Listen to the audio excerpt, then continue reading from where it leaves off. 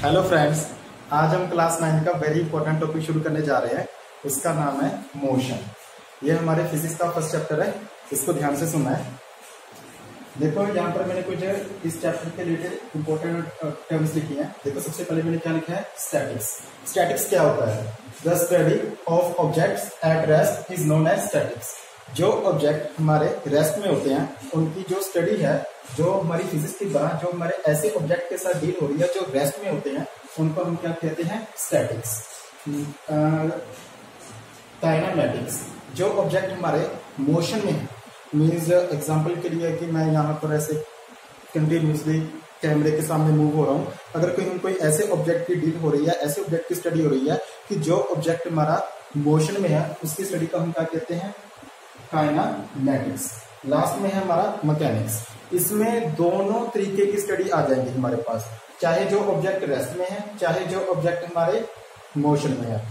उन दोनों की जो कलेक्टिव स्टडी है, इकट्ठी स्टडी है, उसी का हम क्या नाम रखा होता है, मैकेनिक्स। देखो फिर से रिपीट हो रहा है, स्टैटिक्स। स्टैटिक्स क्या हो रहा है, जो ऑब्जेक्ट हमारे रेस्ट में होते हैं उनकी स्टडी का हमने क्या नाम रखा हुआ है, स्टैटिक्स। काइनेमैटिक्स, जो ऑब्जेक्ट हमारे मोशन में है उनकी जो फिजिक्स के ब्रांच है उसका हमने क्या नाम रखा है, काइनेमैटिक्स। मैकेनिक्स, जिसमें इन दोनों ब्रांचेस की स्टडी होती है इकट्ठे ही, उसका हम क्या नाम कहते हैं, मैकेनिक्स। तो बेसिकली इस लेसन में हम मैकेनिकल के साथ ही डील होंगे। इसमें हम ऑब्जेक्ट के रेस्ट के बारे में भी जानेंगे, उसके मोशन के बारे में भी जानेंगे कि जो उसका मोशन है वो किस प्रकार का है। ओके, इन डेफिनेशन को नोट कर लो, आगे मैं आपको समझाता हूँ। देखो स्टूडेंट्स, आपने स्टैटिक्स, मैकेनिक्स, इसके डेफिनेशन तो नोट कर ली। अब हम चैप्टर को थोड़ा सा डिटेल में समझना है। डेफिनेशन तो सभी को समझ में लगी होंगी। देखो मैं यहाँ पर बार एक वर्ड लिख रहा था, रेस्ट, और जो हमारे चैप्टर का नेम है मोशन, रेस्ट एंड मोशन। आमतौर पर जो हमारी कॉमन लैंग्वेज है उसमें हम रेस्ट का मीनिंग समझ लेते हैं कि जिस ऑब्जेक्ट की पोजीशन चेंज ना हो रही हो वो ऑब्जेक्ट रेस्ट में है। जो ऑब्जेक्ट अपनी जगह से डिस्प्लेस हो रहा है, मूव हो रहा है, वो ऑब्जेक्ट मोशन में है। लेकिन फिजिक्स में ये डेफिनेशन हमारी रॉन्ग हो जाएगी। रेस्ट और मोशन यहाँ पर हमेशा रिलेटिवली डिफाइन होते हैं, हमेशा एक दूसरे के साथ रिलेटिवली डिफाइन होंगे। अब यहाँ पर रिलेटिवली का मीनिंग क्या है? मीन्स देखो, हो सकता है कि मैं आपके लिए रेस्ट में हूं, अगर आप कहीं से मुझको ऑब्जर्व कर रहे हो तो मैं आपके लिए रेस्ट में हूं, लेकिन कोई ना कोई ऐसा ऑब्जर्वेशन, कोई ना कोई ऐसा फ्रेम होगा जहां से आपकी ऑब्जर्वेशन ऐसी होगी कि मैं मोशन में हूं। एग्जाम्पल के लिए, जैसे कि अब मैं हिल नहीं रहा, तो इस सराउंडिंग के अकॉर्डिंग तो मैं रेस्ट में हूं क्योंकि मेरी जो पोजीशन है वो चेंज नहीं हो रही। लेकिन अगर कोई आदमी मुझे स्पेस से देखे, तो उसके लिए मैं मोशन में हूं।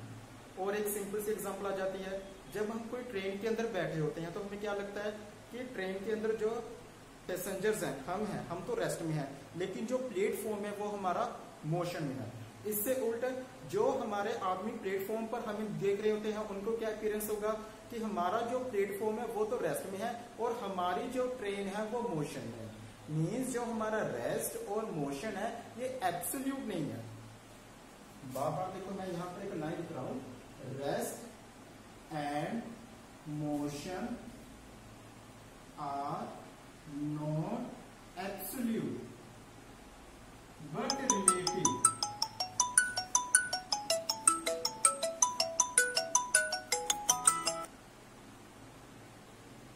बट ये क्या होते हैं, हमारे रिलेटिव होते हैं। फिर से देख लो, रेस्ट एंड मोशन एब्सोल्यूट नहीं होते, ये हमेशा क्या होते हैं, रिलेटिव होते हैं। इसका मीनिंग क्या हुआ कि हो सकता है कोई ऑब्जेक्ट किसी फ्रेम ऑफ रेफरेंस के लिए रेस्ट में हो। स्टेशन की एग्जांपल आ रही है कि जब तो मैं ट्रेन में था, फिर तो मैं रेस्ट में हूँ, फिर तो मेरे लिए ट्रेन रेस्ट में है। जैसे ही मैं ट्रेन से बाहर आता हूँ फिर वो क्या हो जाता है, मैं मोशन में, वो ट्रेन हमारी मोशन में हो जाती है। मीन्स रेस्ट और मोशन, ये जो दो टर्म्स हैं ये एब्सोल्यूट नहीं है कि हर फ्रेम ऑफ रेफरेंस में वो ऑब्जेक्ट रेस्ट में ही रहे। और भी एग्जांपल आ जाएगी। देखो जैसे मेरे लिए अर्थ है जो मेरे लिए रेस्ट में है, लेकिन जैसे मैं स्पेस में जाऊं, मून पे ऑब्जर्व करूं, तो मैं जानता हूं कि जो मेरी अर्थ है सन के सराउंडिंग में रिवॉल्व हो रही है। तो उसके अकॉर्डिंग तो जो हमारी अर्थ है वो स्टेशनरी नहीं है ना, वो इन मोशन है। Means rest of motion absolute नहीं है, रिलेटिव है। ये हमारे रेफरेंस पॉइंट पर डिपेंड होता है कि कोई ऑब्जेक्ट मोशन में है या रेस्ट में है। It is a very very important point. Okay, देखो उसके आगे देखो फिजिकल क्वांटिटीज। फिजिकल क्वांटिटीज ये क्या होती है? देखो फिजिक्स क्या है, पहले स्टार्टिंग में हम यही समझते हैं। फिजिक्स का मीनिंग क्या होता है कि हमने कोई ऑब्जेक्ट की फिजिकल नेचर को जाना। फिजिकल नेचर का मीनिंग उसका टेम्परेचर भी आ जाता है, pressure, area, length, breadth, height, उसका मोशन, उसकी एनर्जी, ऐसे जो भी उसमें अगर हम एज ए टर्म की स्टडी हो रही है तो उसको उस ब्रांच के साइंस को हमने क्या कहते हैं, फिजिक्स। और उनकी मेजरमेंट के लिए जिस हम यूनिट्स का यूज होता है उनका हम क्या कहते हैं, फिजिकल क्वांटिटीज। तो फिजिकल क्वांटिटीज वो क्वांटिटीज हैं जो मेजरेबल है, जिनकी सहायता से हम किसी ऑब्जेक्ट की फिजिकल नेचर को डिस्क्राइब कर सकते हैं, वही हमारी क्या होती है, फिजिकल क्वांटिटीज। एग्जाम्पल के लिए लेंथ, ये क्या है, एक फिजिकल क्वांटिटी है।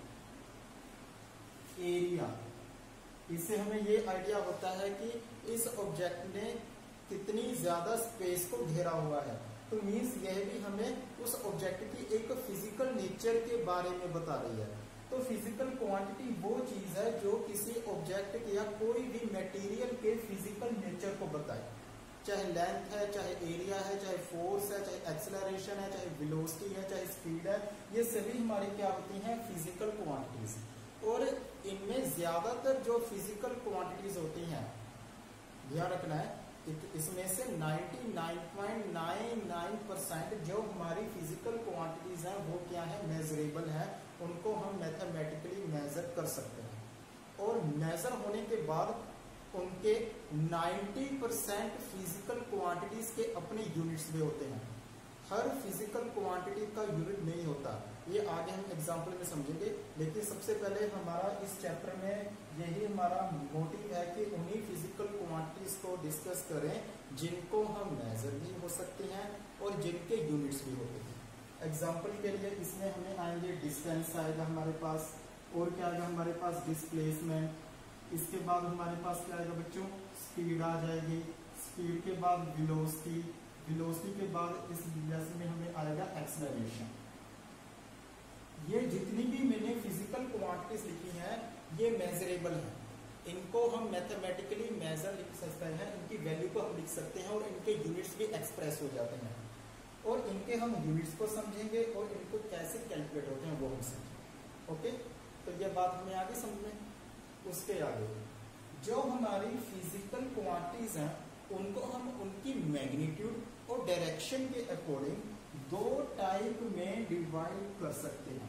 एक हमारे पास होते हैं स्केलर क्वांटिटीज, एक हमारे पास होती हैं वेक्टर क्वांटिटीज। अब ये स्केलर क्वांटिटीज क्या है, वेक्टर क्वांटिटीज क्या है?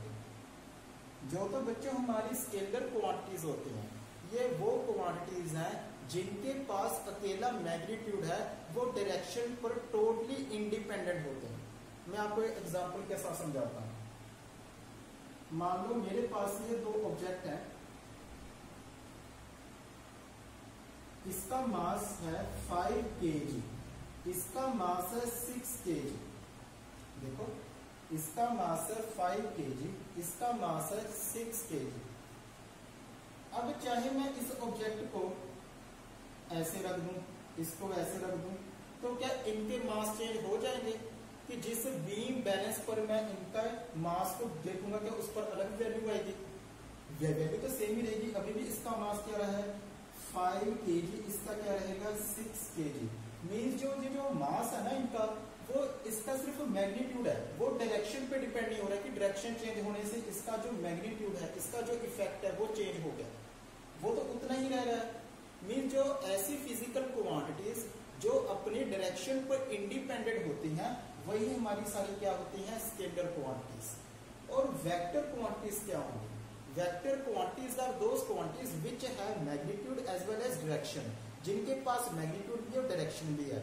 या फिर हम ये कह सकते हैं कि वो क्वांटिटीज जो डायरेक्शन पर डिपेंडेंट है। एग्जाम्पल के लिए फोर्स आ जाता है हमारे पास, देखो ये दो आदमी हैं, इन्होंने इस पर फोर्स लगाई 6 न्यूटन की 7 न्यूटन की। अगर तो दोनों सेम डायरेक्शन पर अप्लाई होंगे तो इसका इफेक्ट क्या होगा, दोनों की एडिशन हो जाएगी ना, सिंपल क्या आ जाएगा हमारे पास 30 न्यूटन की फोर्स आ जाएगी।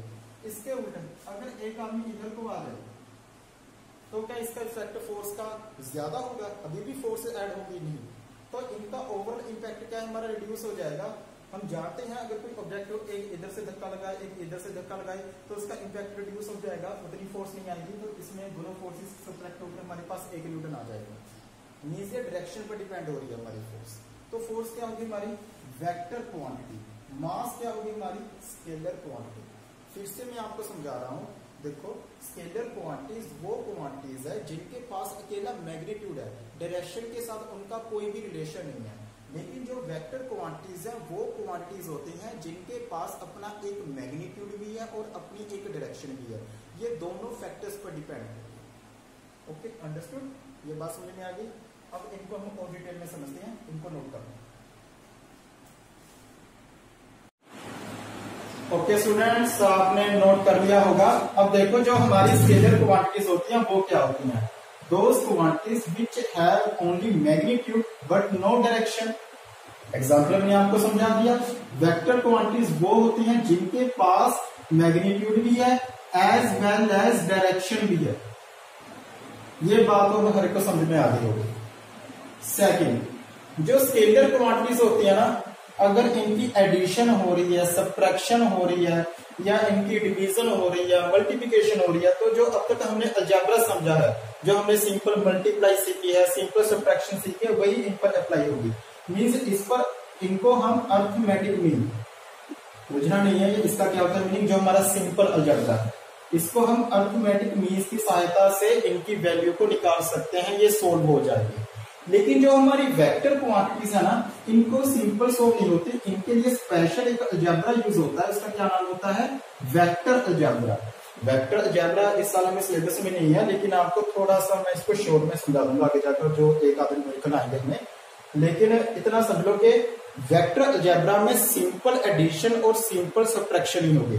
मैं वही एग्जांपल आपकी रिपीट हो गई। इस ऑब्जेक्ट के ऊपर मैंने ऑब्जेक्ट रखा हुआ है, इस ऑब्जेक्ट का मास था 5 kg, इसका मास था 2 kg।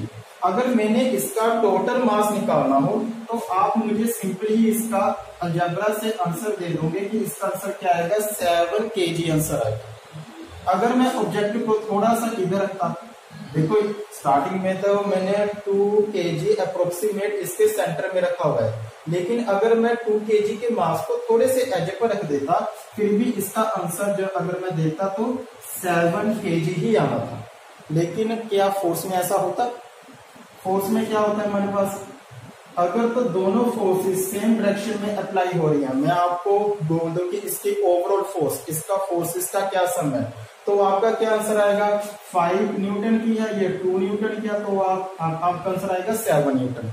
लेकिन अगर दोनों ऑपोजिट डायरेक्शन में अप्लाई हो रही है तो क्या इनकी एडिशन होगी, नहीं। तो इसमें हमारा वेक्टर अलजेब्रा यूज हो रहा है कि इधर को डायरेक्शन है तो हमने क्या रख दिया +5, डायरेक्शन का हम आगे कंसेप्ट समझ। और जब इसमें 2 न्यूटन की फोर्स लग रही है वो इधर को लग रही है, तो हम इसको नेगेटिव का साइन रखेंगे। मीन्स जो पॉजिटिव और नेगेटिव के साइन है वो इसके डायरेक्शन को इंडिकेट कर रहे हैं, और इनका सोल्व होकर आंसर हमारे पास क्या आ जाएगा, 3 न्यूटन हमारे पास फोर्स आ जाएगी। मीन्स डायरेक्शन पर डिपेंडेंट हो गया, सिंपल अलजेब्रा नहीं यूज हुआ, इसमें हमारी डायरेक्शन के साथ साइन यूज हो रही है, फिर हमारी एडिशन और सब्ट्रैक्शन हो रही है। और इसके अतिरिक्त अगर कोई हमारे पास हम ऐसा होता कि 5 न्यूटन की फोर्स इधर को लग रही है, 2 न्यूटन को इधर को लग रही है, तो इसके लिए तो हमारे पास ट्रिग्नोमेट्री यूज होगी, जो हम अगले साल समझेंगे कि उसमें हमारे पास रिलेशन आता होता है कि force is equal to √ p square plus q square plus 2p q cos theta something like that. Means ये अलजेब्रा तो अभी हमने सीखा ही नहीं है, तो अभी सीनियर क्लासेस में आएगा। मींस अभी तो हमने इस साल के लिए यही याद रखना है कि ये जो हमारे वेक्टर क्वांटिटीज हैं, इनकी जो एडिशन, सब्ट्रैक्शन, मल्टीप्लिकेशन या डिवीजन है, इनके लिए सिंपल अलजेब्रा नहीं यूज होगा, इनके लिए क्या यूज होता है हमारे पास, वेक्टर अलजेब्रा यूज होता है। उसके आगे अगर स्केलर क्वांटिटी के साथ नेगेटिव साइन आ रहा है ना, वो उसके मैग्नीट्यूड के साथ रिलेट होगा। इसका क्या हुआ मीनिंग? अगर मैं लिख रहा हूं कि मेरे पास टेम्परेचर एक है -25 डिग्री सेल्सियस, एक है मेरे पास temperature -25 degree Celsius. As we know that temperature is also a scalar quantity, because temperature के पास अकेला मैग्नीट्यूड होता है, वो डायरेक्शन पर तो टोटली इंडिपेंडेंट है। तो देखो क्या होगा हमारे पास, अगर मैं आपको इसका आंसर आपने लिखना हो कि इसमें ज्यादा टेम्परेचर कौन सा है, तो सभी का यही आंसर आएगा। हमने मैथ में सीखा है कि -24 इज मोर देन -25। ओके, तो सिंपल सा आंसर है। तो मीन जो इसका नेगेटिव का साइन है वो जस्ट इसके मैग्नीट्यूड के साथ रिलेट हो रहा है। लेकिन अगर मैं ऐसा लिख दूं कि आपके पास एक -7 न्यूटन की फोर्स है, एक आपके पास -8 न्यूटन की फोर्स है, कि इन दोनों में से कौन सी फोर्स ज्यादा है, तो इसका मीनिंग ये नहीं है कि जैसे हम सिंपल मैथ में सोचते हैं कि -7 इज ग्रेटर देन -8, तो इसका किधर पाएगा, ये टोटली रॉन्ग हो जाएगा। क्योंकि जो इसमें नेगेटिव का साइन रखा ना, वह इसके मैग्नीट्यूड के साथ नहीं है, वह इसकी डायरेक्शन के साथ है। वह यह इस चीज को रिप्रेजेंट हो रहा है। मान लो आपके पास कोई नंबर लाइन है, मैंने एक स्टैंडर्ड रख लिया कि ये जो डायरेक्शन है, अगर इस डायरेक्शन में फोर्स लगेगी तो उसको हमेशा मैं प्लस में रखूंगा, अगर इधर को लगेगी फोर्स तो मैं उसको हमेशा क्या रखूंगा, नेगेटिव रखूंगा। तो मीन्स -7 और -8 ये मुझे सिर्फ इसके जो नेगेटिव साइन लग रहे हैं इसकी सहायता से मुझे सिर्फ डायरेक्शन का आइडिया हो रहा है। एक्चुअल में फोर्सेस का जो मैग्नीट्यूड है वो 7 और 8 है, और इसमें ये वाली फोर्स हमारी ज्यादा है। इसमें जो माइनस के साइन है इसके मैग्नीट्यूड के साथ नहीं है, ये सिर्फ हमें डायरेक्शन बता रहे हैं फोर्सेस। तो एक्चुअल में 7 न्यूटन और 8 न्यूटन ही है। मींस इसमें जो नेगेटिव का साइन होता है वो सिर्फ इसके डायरेक्शन के साथ के लिए होता है, और इसमें इसके मैग्नीट्यूड के साथ होता है। उसके बाद फोर्थ पॉइंट, जो हमारी स्केलर क्वांटिटीज हैं, इसकी पहले आपको कुछ एग्जांपल्स भी आपको लिख देता हूं। जैसे टेम्परेचर हुआ, मास हुआ हमारे पास, डिस्टेंस जो इस लेसन में हम समझेंगे, स्पीड हुई, ये सभी क्या होते हैं हमारे पास, स्केलर होते हैं। अगर हम वेक्टर की तरफ देखें तो इसमें क्या आ जाएगा हमारे पास, फोर्स आ जाएगा, एक्सेलरेशन, वेलोसिटी, डिस्प्लेसमेंट, ये सभी हमारे पास क्या होते हैं, वेक्टर क्वांटिटीज। अब एक और बात का ध्यान रखना है कि अगर हमने वेक्टर को अच्छे तरीके से रिप्रेजेंट करना है, मीन्स उसकी डायरेक्शन को भी लिखना है, तो हमेशा उसके ऊपर एक एरो का आगे से, उसके ऊपर हमेशा एक एरो का साइन आएगा। देखो इसको मैं ध्यान से समझाता हूं किस प्रकार से आएगा। थोड़ा सा वीडियो को स्किप कर दो, जितना मैं रेस कर रहा हूं। देखो, अगर तो मैं लिख रहा हूं कि जो मेरी फोर्स है 5 न्यूटन की लग रही है टुवार्ड्स द ईस्ट, मीन्स मैंने मैग्नीट्यूड भी लिखा 5 न्यूटन की, साथ में मैंने इसकी डायरेक्शन भी लिखी। तो मैं इसको कैसे लिखूंगा, एफ के ऊपर क्या आएगा, एक वेक्टर का साइन आएगा। लेकिन अगर मैं अकेला इसका मैग्नीट्यूड ही लिख रहा हूं तो अकेला आप इसे एफ लिख सकते हो, F is equal to 5 newton. तो इसके ऊपर वेक्टर लिखने की जरूरत नहीं है। मीन्स अगर किसी वेक्टर क्वांटिटी के ऊपर हम एरो नहीं लिख रहे तो मीनिंग हम उसका सिर्फ मैग्नीट्यूड लिख रहे हैं, उसके डायरेक्शन ही लिख रहे हैं। लेकिन अगर उसके साथ कोई पॉजिटिव और नेगेटिव के साइन आ रहे हैं तो हमेशा आपने उसके ऊपर नेगेटिव के साइन लिखने ही लिखने हैं, अगर आप ऐसे साइन आगे लिख रहे हो। क्योंकि मैंने आपको क्या बताया था कि वेक्टर क्वांटिटी के साथ अगर पॉजिटिव और नेगेटिव का साइन आ रहा हो तो उसका मीनिंग वो उसके मैग्नीट्यूड के साथ नहीं है, वो उसके डायरेक्शन के साथ है। अगर डायरेक्शन रिप्रेजेंट हो रही है तो इधर को एरो आएगा। अगर मैं एरो नहीं लिख रहा तो इसको अकेला मैं ऐसे भी लिख सकता हूँ। लेकिन जो हमारे एनसीईआरटी में है ना न्यूमेरिकल्स, उसने इस साइन को ध्यान में नहीं रखा। असली रूल तो ये होता है, वो चाहे इसकी डायरेक्शन लिखी हो चाहे ना लिखी हो, वो उसके ऊपर एरो लिखते ही नहीं है। चाहे एक्सेलरेशन हो, चाहे उसकी डायरेक्शन लिखी हुई है चाहे नहीं लिखी हुई है, इसके ऊपर वो एरो लिखते नहीं है, डायरेक्ट ऐसे लिखते हैं -2 मीटर पर सेकंड स्क्वायर। लेकिन जो फिजिक्स का एक्चुअल रूल है, अगर हम डायरेक्शन लिख रहे हैं तो इसके ऊपर हमेशा वेक्टर का साइन आता ही है। तो इस साल के लिए तो हमारा ठीक है, लेकिन जो बच्चे आगे नॉन मेडिकल के लिए सोच रहे हैं, 11th के लिए, वो अभी से अपनी इस आदत को रख लो कि अगर आप साथ में डायरेक्शन लिख रहे हो तो इसके ऊपर जरूर अपना वेक्टर का साइन को रिप्रेजेंट करो। ये आपके बहुत ज्यादा बच्चों की मिस्टेक होती है आगे चलकर। अभी से इस आदत को अपने ठीक करो। ओके बच्चों, यहां तक नोट करो, आगे समझाता हूं। देखो स्टूडेंट्स आपने लिख लिया। आगे देखो जो हमारा टॉपिक स्टार्ट हो रहा है वो है डिस्टेंस एंड डिस्प्लेसमेंट। डिस्टेंस क्या होता है, डिस्प्लेसमेंट क्या होता है। ये हमारा एक सुंदर सा लड़का है, ए से स्टार्ट हुआ बी तक गया, रास्ते में ऐसे गया ऐसे गया ऐसे गया ऐसे गया ऐसे गया और ऐसे गया। ये मैं देखूं 2 मीटर, ये था हमारा 6 मीटर, ये था 7 मीटर, ये था 8 मीटर, ये था 2 मीटर, ये मान लो 5 मीटर, ये मान लो 2 मीटर, ये मान लो 1 मीटर। तो डिस्टेंस क्या होता है, डिस्टेंस हमारे पास क्या होगा, जो उसका एक्चुअल पाथ है, जिस रास्ते पर वो एक्चुअली गया उसकी टोटल लेंथ क्या है, वही हमारा क्या होगा, डिस्टेंस होगा। The actual path covered by a body is known as distance. कि जो ऑब्जेक्ट एक जगह से दूसरी जगह तक जाने के लिए, चाहे वापस वहीं पर आ गया हो घुमाकर, कि वहां तक जाने के लिए उसने जो एक्चुअल में जो उसका डिस्टेंस हुआ है, चाहे वह डायगोनली गया, चाहे वह किसी आर्क की शेप में गया, चाहे वह किसी पैराबोलिक शेप में गया, उसकी जो भी वो शेप है पाथ की, उसको हम टोटल अगर हम पाथ को मेजर करें, वही हमेशा क्या होता है, हमारा डिस्टेंस होता है। डिस्टेंस की जो रिप्रेजेंटेशन होती है वो होती है एस के साथ, और जो इसके एसआई यूनिट्स होते हैं बच्चों वो होते हैं मीटर, और जिसके सीजीएस होते हैं centimetre. I think you are well known about the SI and CGS.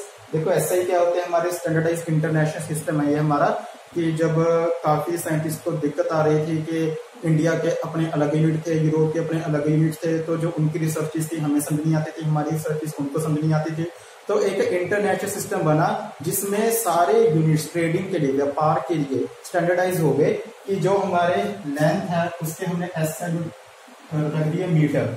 ये जो मीटर यूनिट्स है ये हर ट्रेडिंग में यूज होंगे, हर एक व्यापार में यूज होंगे। जो हमारी मास है उसके उन्होंने ऐसे रख दिए केजी, जो हमारा टाइम है उसके उन्होंने ऐसे रख दिए सेकंड। लेकिन आगे जाकर हमें आइडिया हुआ कि हमें इसके कुछ छोटे यूनिट्स की भी जरूरत है, तो उन्होंने इसके छोटे यूनिट भी रखे, जैसे लेंथ के जो छोटे यूनिट है उनको हम शॉर्ट फॉर्म में क्या नाम रखा हमने, सीजीएस। तो लेंथ के सीजीएस यूनिट्स क्या होते हैं, सेंटीमीटर, मास के क्या होते हैं, ग्राम, और टी के क्या होते हैं, second. T stands for time, इसके क्या यूनिट्स होते हैं हमारे, सेकंड। लेंथ के सीजीएस सेंटीमीटर, मास के ग्राम, सेकंड। देखो यहीं से याद हो जाएगा, सेंटीमीटर ग्राम सेकंड, इसको ऐसे याद। ओके, तो जो हमारा डिस्टेंस है उसके सीजीएस यूनिट्स हमारे पास क्या होते हैं बच्चों, सेंटीमीटर होते हैं। और डिस्प्लेसमेंट क्या है बच्चों, डिस्प्लेसमेंट हमारा शॉर्टेस्ट पाथ है। चाहे आदमी उस रास्ते से गया भी ना हो, वहां पर ऐसा कोई पाथ मौजूद ही ना हो, लेकिन ये एक फिजिक्स की डेफिनेशन है हमारे पास डिस्प्लेसमेंट की, कि फिजिक्स के अकॉर्डिंग डिस्प्लेसमेंट क्या होता है। फिजिक्स के अकॉर्डिंग डिस्प्लेसमेंट वो नहीं है कि जो उसका एक्चुअल रास्ता, फिजिक्स के अकॉर्डिंग डिस्प्लेसमेंट वो छोटा रास्ता है जो उसे ए से लेकर बी तक था। अगर हम इसको डायग्रामेटिकली सोचें तो शॉर्टेस्ट पाथ का होगा, यही होगा ना, इनके बीच जो परपेंडिकुलर डिस्टेंस है यही हमारा सबसे छोटा डिस्टेंस होगा, यही हमारा क्या होता है, डिस्प्लेसमेंट होता है। तो डिस्प्लेसमेंट में एक स्पेसिफिक डायरेक्शन है। देखो डिस्टेंस में तो कोई डायरेक्शन नहीं थे, ऐसे ऐसे था, कोई डायरेक्शन पर डिपेंड नहीं हो रहा था, लेकिन डिस्प्लेसमेंट की डेफिनेशन में हमें एक स्पेशल डायरेक्शन पॉइंट आउट हो रही है कि हमने छोटे रास्ते पर ही जाना है। मींस इसमें मैग्नीट्यूड तो है एज वेल एज इसकी एक डायरेक्शन भी है। जिस फिजिकल क्वांटिटी के पास मैग्नीट्यूड भी हो एज वेल एज डायरेक्शन भी हो, वही हमारे पास बच्चों क्या होता है, डिस्प्लेसमेंट। तो मींस डिस्प्लेसमेंट क्या है, हमारे पास एक स्केलर क्वांटिटी है, लेकिन डिस्टेंस हमारे पास एक, सॉरी उल्टा हो गया, डिस्प्लेसमेंट हमारी वेक्टर क्वांटिटी है और डिस्टेंस हमारे पास स्केलर क्वांटिटी। ओके, तो शॉर्ट में मैं यहां पर डिफरेंस लिख रहा हूं डिस्टेंस और डिस्प्लेसमेंट में। पहले तो इसकी क्या आ जाएगी, दोनों की डेफिनेशन ही आ जाएंगे, यही हम लिख देंगे।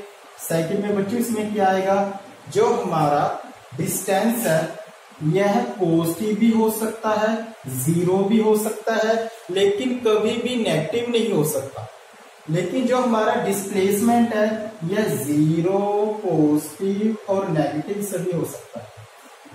देखो एग्जांपल के लिए मैं आपको समझाता हूं कि अगर आदमी ए पर ही है, वह स्टार्ट ही नहीं हुआ, तो उसका डिस्टेंस भी जीरो होगा, डिस्प्लेसमेंट भी ऑब्वियसली क्या होगा, जीरो होगा।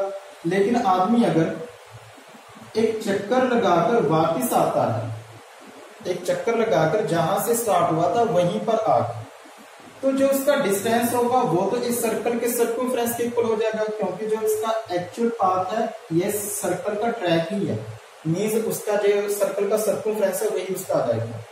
लेकिन डिस्प्लेसमेंट क्या था, जहां से स्टार्ट हुआ जहां से एंड हुआ उसके बीच जो सबसे छोटा डिस्टेंस है, ए से ही शुरू हुआ, ए से ही उसका एंड हुआ, तो सबसे छोटा डिस्टेंस क्या आ गया, उसका 0 ही आ गया।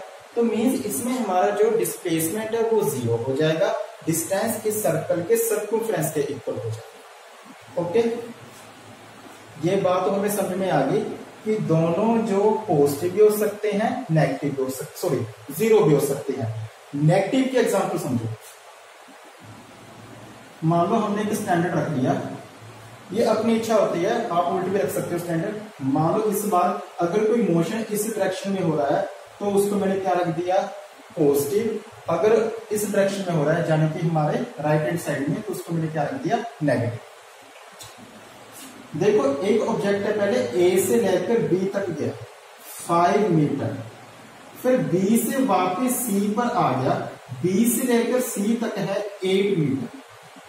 अगर मैं आपसे बोलूं कि उसका डिस्टेंस क्या है, तो डिस्टेंस की डेफिनेशन क्या होती थी बच्चों, जो उसका एक्चुअल पाथ है, तो जो उसका एक्चुअल पाथ है वो क्या आएगा हमारे पास, 5 मीटर ये हो गया, 8 मीटर ये हो गया, तो इन दोनों की सिंपल एडिशन ही हो जाएगी, तो जो उसका एक्चुअल पाथ है वो हमारे पास आ जाएगा 13 मीटर। लेकिन अगर मैं आपसे बोलूं कि इसका डिस्प्लेसमेंट क्या है, तो वो क्या आएगा, देखो अगर हमने इसका डिस्प्लेसमेंट निकालना है तो वो क्या आएगा, इसमें डायरेक्शन का हमें ध्यान रखना है, इधर को गया तो था +5, इधर को गया तो हमने इधर को क्या स्टैंडर्ड रखा है, नेगेटिव, तो क्या आ जाएगा -8, तो इसमें डिस्प्लेसमेंट हमारे पास नेगेटिव में आ रहा है -3 मीटर। देखो दोनों में डिफरेंस हो गया, मीन्स डिस्टेंस तो कभी भी नेगेटिव नहीं हो सकता, सिंपल एडिशन ही हो रही है, उसके मैग्नीट्यूड हमेशा पॉजिटिव में ही रहेंगे, तो जो हमारा डिस्टेंस है वो तो हमेशा क्या रहेगा, हमारा पॉजिटिव ही रहेगा, या अधिक से अधिक या कम से कम क्या हो जाएगा, 0 हो जाएगा अगर ऑब्जेक्ट स्टार्ट ही नहीं हुआ। लेकिन जो डिस्प्लेसमेंट है वह 0 भी हो सकता है, पॉजिटिव भी हो सकता है, अगर उसकी डायरेक्शन चेंज हो जाए तो वह नेगेटिव में भी हो जाएगा, मीन्स इसकी तीनों वैल्यू एग्जिस्ट हो सकती है। तो सेकंड डिफरेंस हमने ये याद रखना है। थर्ड, ऑब्वियसली डिस्टेंस क्या है हमारे पास, स्केलर है, डिस्प्लेसमेंट हमारे पास बच्चों क्या है, वेक्टर है, ये हम याद रख लेंगे। फोर्थ, डिफरेंस नहीं है, इनकी सिमिलैरिटीज है वो तो, कि दोनों के ही SI यूनिट्स मीटर है, CDS क्या है, सेंटीमीटर है। फिफ्थ देखो क्या है, मैं आपको एक MCQ लिख रहा हूं यहां पर, ध्यान से देखो। आपके पास 4 ऑप्शंस हैं कि जो हमारा डिस्प्लेसमेंट है ये ऐसे होता है, या ये ऑप्शन हमारे पास सही है, या ये ऑप्शन, या फिर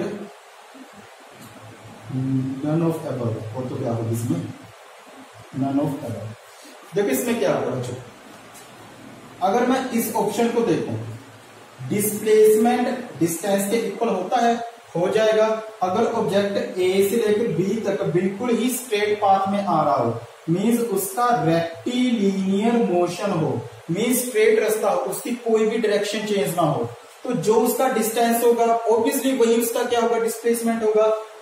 मींस ये इक्वल तो हो सकते हैं, या डिस्प्लेसमेंट कभी डिस्टेंस से ग्रेटर हो सकता है, नहीं हो सकता, क्योंकि जो डिस्प्लेसमेंट है वो तो छोटा रास्ता है, अधिक से अधिक इक्वल हो जाएगा, रहेगा तो अपने डिस्टेंस से छोटा ही। अगर इसकी थोड़ी सी भी डायरेक्शन चेंज हो जाए तो डिस्प्लेसमेंट हमारा नेगेटिव में होना स्टार्ट हो जाता है, मींस जो डिस्प्लेसमेंट है वो तो या तो डिस्टेंस के इक्वल होगा या उससे क्या होगा, छोटा होगा, तो यह हमारी ऑप्शन ठीक है। देखो इक्वल हमेशा इक्वल तो नहीं होता ना, छोटा भी तो होता है, तो हमारी ये ऑप्शन आ जाएगी, ये ऑप्शन हमारी सभी रॉन्ग है। मीन्स जो हमारा डिस्प्लेसमेंट डिस्टेंस के क्या होगा, स्मॉल होगा या इक्वल होगा। एक आपके एनसीईआरटी में क्वेश्चन भी है, in which case distance and displacement are equal, तो हमारा उसका आंसर क्या आ जाएगा, in rectilinear motion in one direction.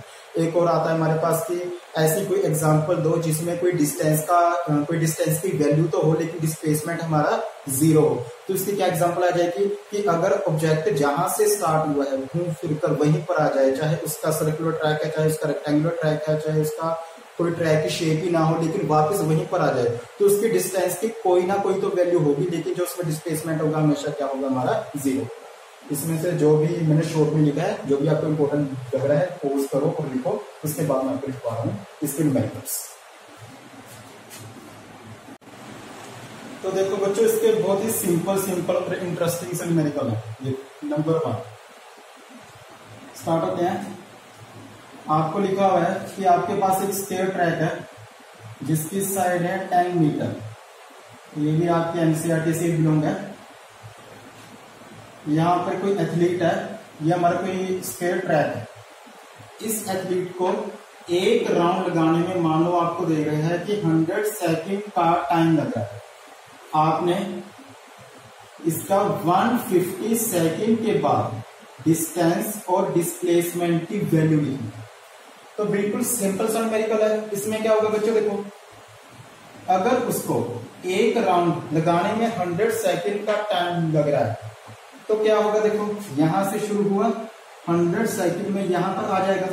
सबसे पहले इसको हम डायरेक्टली सोल्व करते हैं, फिर आपको मैं इसका वे भी समझाऊंगा कि मैथमेटिकली इसको लिखने का क्या वे होता है।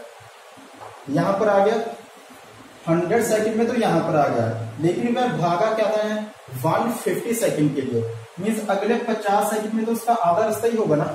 मीन्स अगर वह ए से शुरू हुआ तो बी पर उसका एंड हो गया, तो एक चक्कर में तो उसका डिस्टेंस हो गया 40 मीटर। 10 10 10 10 तो क्या हो गया 40 मीटर।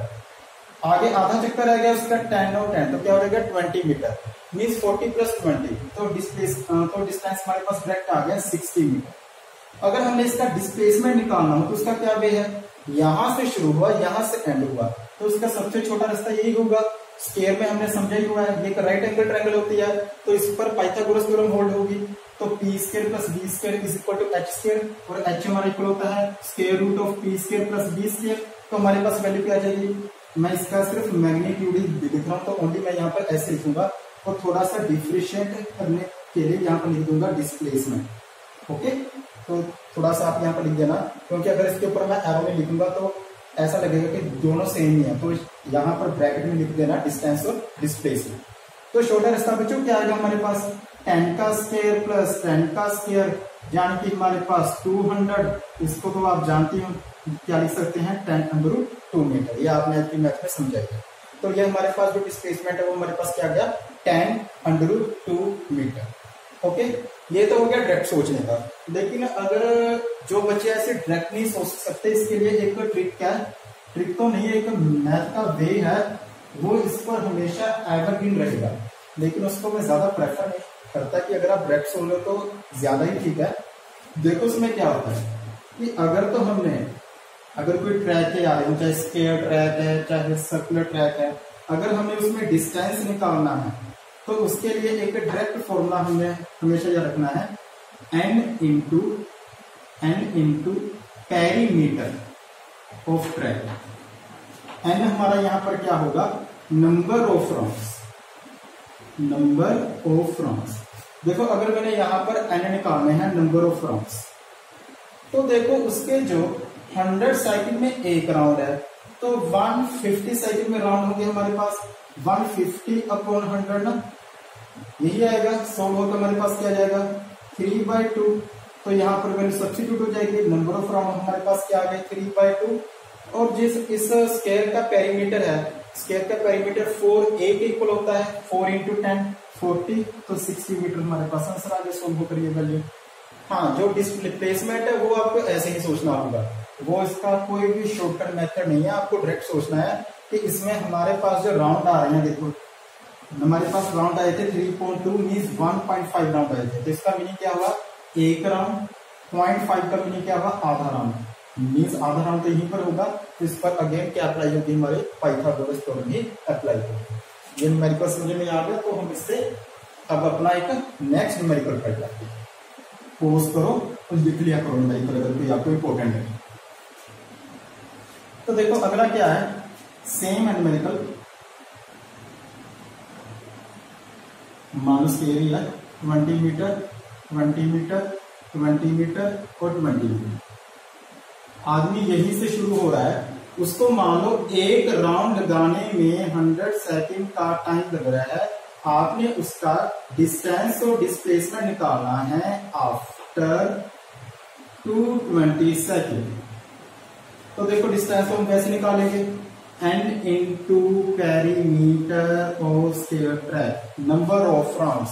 नंबर ऑफ राउंड्स हमारे पास इसमें आएंगे 225 अपॉन 100। ऑब्वियसली एक राउंड पर लग रहा है 100 सेकेंड, तो उसके 100 सेकेंड में एक राउंड हो रहा है, तो इतने में 225 अपॉन 100 ही होंगे। स्केयर का जो पेरीमीटर है 80 के इक्वल होगा। 4 5 ये हमारे पास सोल्व होकर आ गया 45 इंटू 4 180 मीटर के आ जाते पास आंसर आ गया। ओके, ये तो हमारे पास बच्चों क्या आ गया, डिस्टेंस आ गया। अगर आपने क्या निकालना है इसमें डिस्प्लेसमेंट, तो उसको थोड़ा सा हमने नंबर ऑफ राउंड में सोचना है। देखो जो हमारे नंबर ऑफ राउंड है वो क्या थे हमारे पास 225/100 ना, मीन्स 2.25। 0.25 का मीनिंग क्या होता है, 1/4 राउंड। देखो एक राउंड, दो राउंड, 0.25 मीन्स आधे का भी आधा। देखो एक राउंड यहां पर होता है, आधा राउंड यहां पर होता है, उससे आधा राउंड यहां पर होता है। मीन्स 2.25 राउंड का मीनिंग ये हुआ कि आदमी ने एक राउंड यहां तक लगाया, दूसरा राउंड यहां तक लगाया और 0.25 यहां पर आकर उसका एंड हो गया। मीन्स जो ये जो हमारी साइड है यही हमारी क्या होगी, डिस्प्लेसमेंट होगी। तो इसमें हमारे पास डिस्प्लेसमेंट की वैल्यू क्या आ जाएगी बच्चों, 20 मीटर आ जाएगी। आगे हम न्यूमेरिकल सोल्व होंगे इसके सर्कुलर ट्रैक में, यहां तक नोट कर।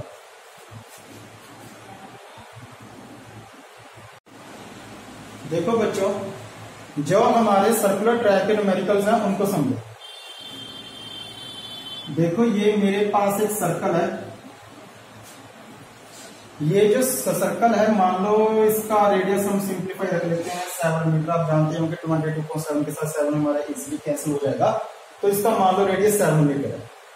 आदमी यहां से शुरू होता है और एक राउंड लेने में इसको 100 सेकंड का टाइम लगता है। ओके, अगर वहां पर आ जाए कि 150 सेकंड के बाद, 150 सेकंड के बाद इसका डिस्टेंस व डिस्प्लेसमेंट की वैल्यू था, तो वहीं से शुरू होंगे हम।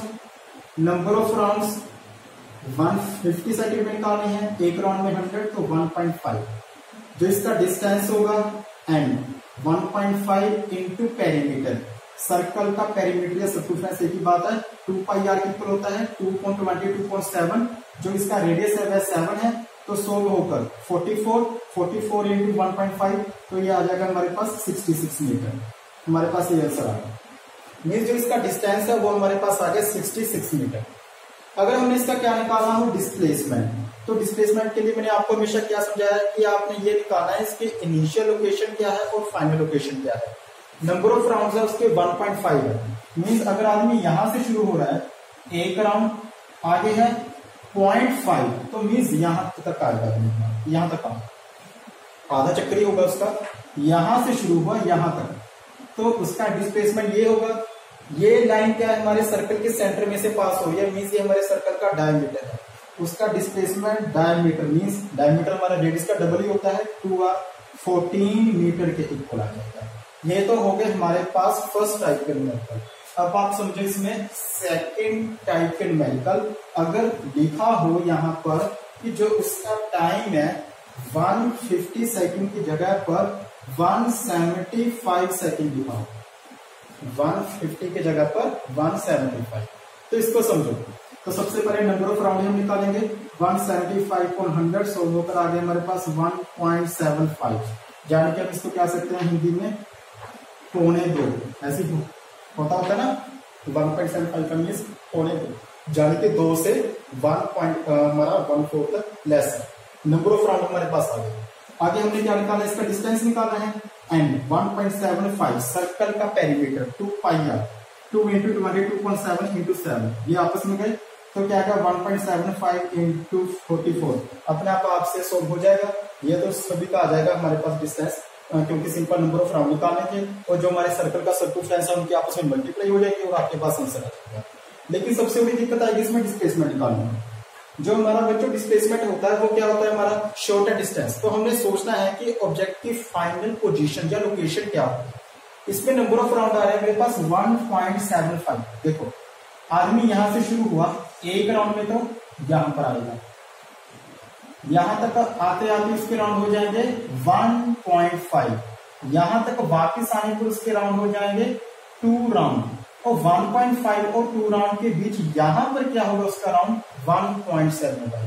नहीं आपको समझ में आ रहा है, फिर से रिपीट होगा। देखो अगर आदमी यहां से शुरू हो रहा है, यहां तक देखो उसका एक राउंड, फिर अगर आधा चक्कर जाएगा तो हाफ राउंड ही हुआ ना, तो उसका क्या बन जाएगा 1.5 राउंड। अगर आदमी वापस यहां पर आ जाएगा तो उसके नंबर ऑफ राउंड 2 हो जाएंगे। लेकिन यहाँ पर टाइम मैंने क्या लिखा है, सॉरी टाइम नहीं, नंबर ऑफ राउंड्स मैंने क्या लिखे हैं 1.75 राउंड्स। मींस 1 राउंड और 1.5 के बीच इसकी वैल्यू होगी 1.75। मींस जो उसके नंबर ऑफ राउंड है वो हमारे पास होंगे 1.75 यहाँ पर आकर उसके कंप्लीट होंगे। मींस अगर आदमी यहाँ पर शुरू हो रहा है तो उसकी फाइनल पोजीशन ये होगी, मान लो ये ए है और ये बी है। ये सर्कल का 1/4 है, ये हिस्सा सर्कल का 1/4 है। सारा एंगल 360 का होता है, तो ये 1/4 एंगल ऑब्वियसली 90 का होगा। सर्कल में रेडियस कहीं पर भी ड्रॉ कर लो हमेशा इक्वल रहेगा।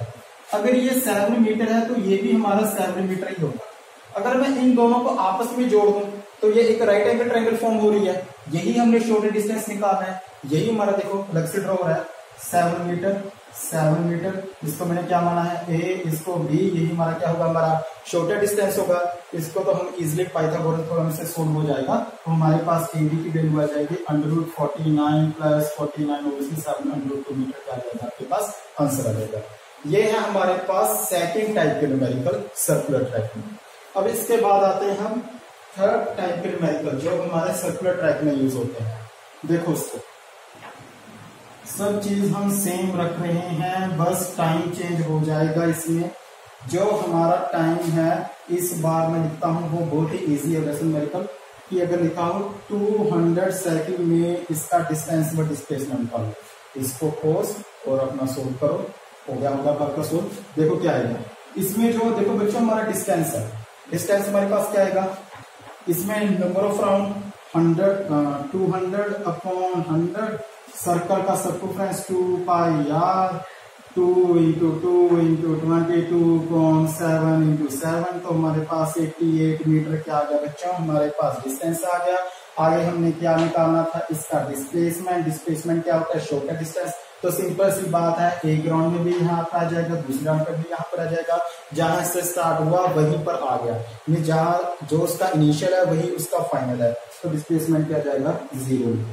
ये सिंपल सा न्यूमेरिकल। ओके, अब जो इसका अगला मैं न्यूमेरिकल आपको समझाने जा रहा हूँ वो इतना समझो एग्जाम के लिए इंपॉर्टेंट नहीं है, लेकिन एक आधे बच्चे का मुझे व्हाट्सएप पर डाउट आया था, वो आपके जो कंपटीशन के एग्जाम है उसके लिए आगे जाके जरूरी होगा। लेकिन आप ऐसे नहीं सुने कि ये जो मैं अगला न्यूमेरिकल, ये तो आएंगे आपको एग्जाम, जो मैं अगला न्यूमेरिकल समझाने जा रहा हूँ कि वो आपको आएंगे। देखो जिन बच्चों ने ट्रिग्नोमेट्री को समझा हुआ है उनको तो वो न्यूमेरिकल समझ में आ जाएगा, लेकिन जिन स्टूडेंट ने ट्रिग्नोमेट्री को नहीं समझ रहा है तो मैं उसके लिए कुछ स्पेसिफिक वैल्यूज लिखूंगा, उसको एज इट याद रख लेना। बाद में आपको जो उसमें ट्रिग्नोमेट्री यूज हो रही है आपके मैथ के टीचर आपको समझा देंगे। ओके,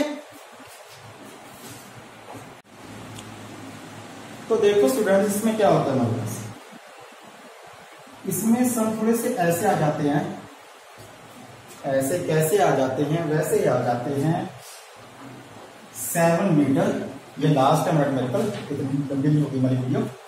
ए से शुरू हुआ, बी तक गया, हम उसका एंगल जानते हैं थीटा। ये क्या होता है sine theta, which is use to represent angle. Okay, ये 7 मीटर। अगर हमें इन्होंने एंगल दे रखा है 60 डिग्री का, रेडियस में जानता हूं 7 मीटर, एंगल जानता हूं 60 डिग्री का, और नहीं मैं कोई वैल्यू जानता, बस इतना जानता हूं कि मैंने डिस्प्लेसमेंट निकालना है ए से, सिर्फ रेडियस और एंगल। तो इसके लिए देखो बच्चों वेक्टर अलजेब्रा में एक फॉर्मूला आता है, उसकी डेरिवेशन आपको 11th क्लास में समझ में आएगी, क्योंकि उसमें वेक्टर अलजेब्रा के पैरेलल एडिशन वेक्टर एडिशन का यूज होगा।